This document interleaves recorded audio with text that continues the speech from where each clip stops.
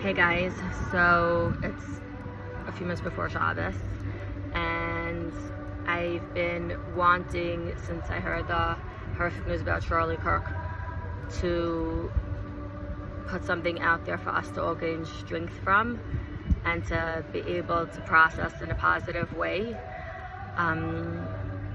what the whole world is literally shocked from and mourning. Well, not everyone is mourning, apparently.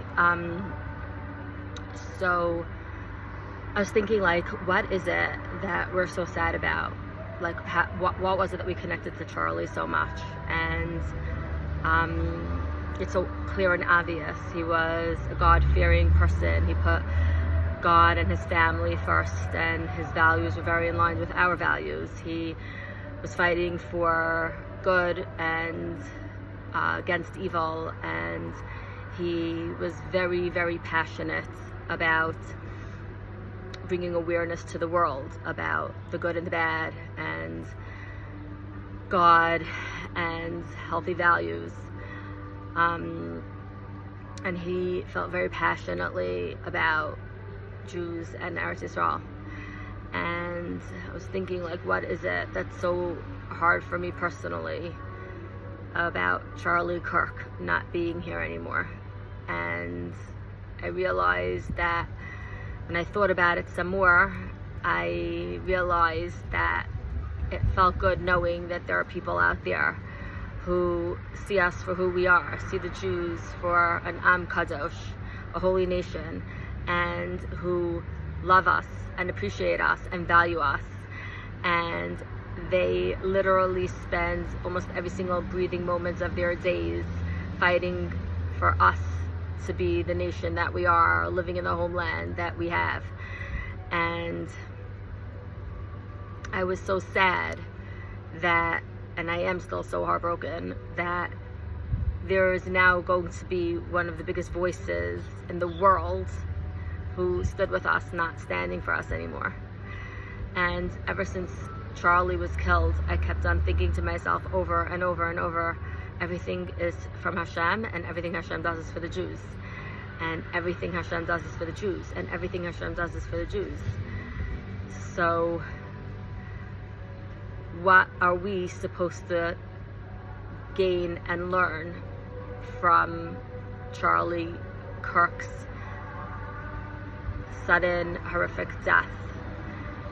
How can we grow from this experience and move forward from it? This is a sign from God for us. And I just thought maybe, possibly, for me, and I'm just putting it out there, everyone could internalize it differently for them, but for me it was maybe every morning when I say Shlo Asani Gai, I could like do a little dance, be a little bit happier. And I spoke about this many times before. When we daven every morning and we say Habochar Ba'am Yisrael Ba'ahava, to really internalize how lucky we are to be Hakadosh Baruch Hu's nation.